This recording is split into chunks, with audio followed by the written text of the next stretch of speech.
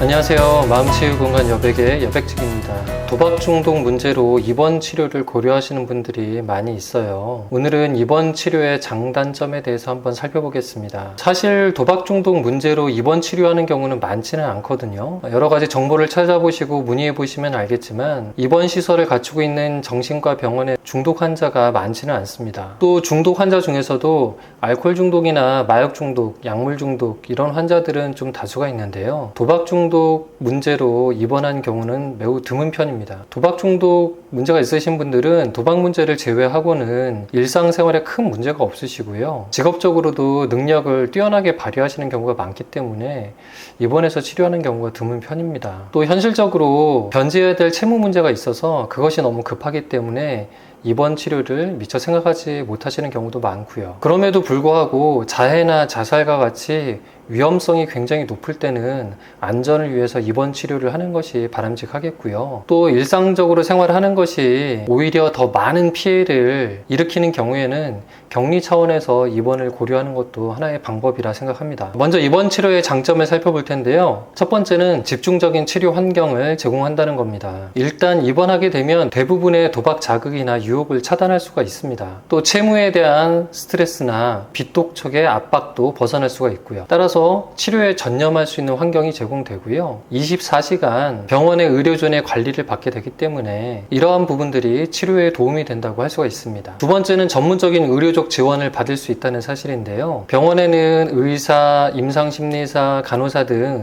전문적인 의료진들이 있고요. 중독이나 여타 정신질환에 도움이 되는 약물들을 규칙적으로 복용할 수가 있고 다양한 치료 프로그램에 참여할 수 있기 때문에 치료에 도움을 받을 수가 있습니다. 세 번째로는 갑작스럽게 발생할 수 있는 위기에 긴급하게 대응할 수 있다는 점입니다. 자살이나 자해 시도 혹은 극심한 금단 현상 등이 있을 때 즉각적인 의료적 지원을 받을 수가 있고요. 예를 들어 도박 중독과 함께 극심한 우울증을 겪는 환자가 있다면 이러한 경우에 안전한 치료적 환경을 제공받을 수가 있습니다. 네 번째 장점은 구조화된 일상을 제공받는다는 점인데요. 중독 문제 있으신 분들이 일상의 밸런스가 무너져 있는 경우가 굉장히 많거든요. 식사도 불규칙적으로 하고요. 잠도 제대로 잘 못 주무십니다. 그러다 보니까 신체적으로나 정신적으로나 많이 피폐해진 상태이신 경우가 많아요. 그런데 병원에 입원해서 치료하다 보면 제 시간에 잠을 자고 제 시간에 먹고 또 규칙적으로 생활하다 보니까 생활의 밸런스를 찾게 됩니다.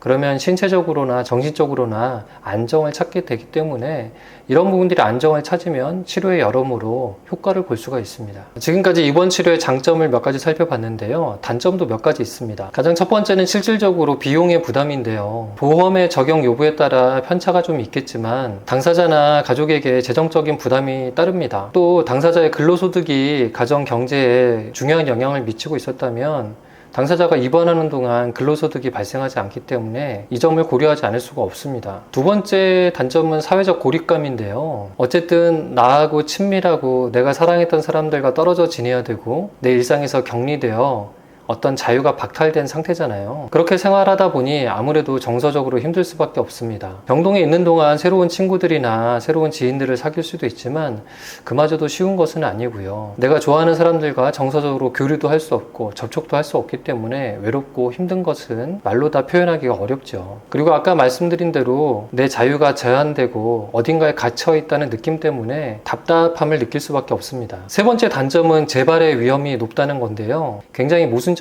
이야기입니다. 도박을 끊기 위해서 입원 치료를 했는데 입원 치료 때문에 재발의 위험성이 높아진다. 굉장히 모순적이잖아요. 어쨌든 입원해서 치료받는 동안은 굉장히 안전한 환경이기 때문에 자이든 타이든 도박을 할 수가 없고요. 그 기간 동안에는 일종의 도박을 끊는 것 같은 효과를 경험하긴 합니다. 하지만 퇴원하고 일상에 복귀하자마자 다양한 도박 자극에 노출되어서요. 그 즉시 재발하는 경우가 상당수가 있습니다. 때문에 당사자도 입원 치료 중일 때 퇴원 후에 어떻게 일상을 살아갈 것인지 미리 대비를 해야 되고요. 가족들도 입원 치료까지 했으니까 비용을 많이 들였으니까 어떻게든 되겠지라고만 생각하시면 안 되고 당사자가 퇴원했을 때 어떤 안전한 환경을 제공할 것인지 미리 고민하고 준비하셔야 합니다. 네 번째 단점은 입원 치료가 문제 상황이나 책임에 대한 회피 수단으로 사용될 수 있다는 점입니다. 당사자 입장에서는 도박 문제로 인해서 발생한 큰 채무들이 있을 수 있고요. 여러 가지 빚 독촉에 시달릴 수 있는데 입원을 함으로 인해서 이 모든 것에서 벗어날 수가 있습니다. 또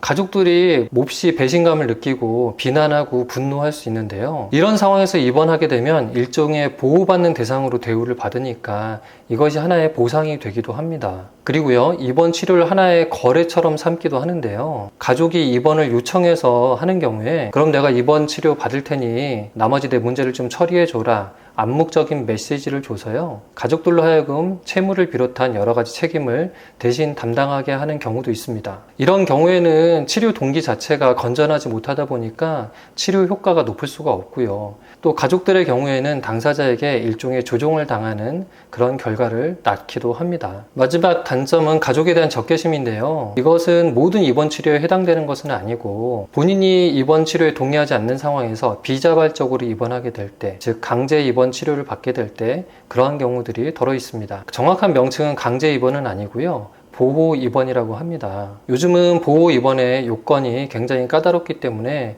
흔한 케이스들은 아닌데요. 당사자가 입원에 동의하지 않는 경우 보호 의무자 2명이 신청을 하고 정신과 전문의 2명의 입원 소견이 있으면 이른바 강제 입원을 시킬 수가 있습니다. 이런 경우에는 아무래도 가족에 대한 적개심과 분노심이 굉장히 클 수가 있습니다. 상황에 따라서는 장기간 입원 치료를 하다 보면 초기에는 분노와 적개심이 많지만 입원 치료 기간이 길어지면 차츰 안정을 찾으면서 분노와 적개심의 감정도 점점 약화되고요.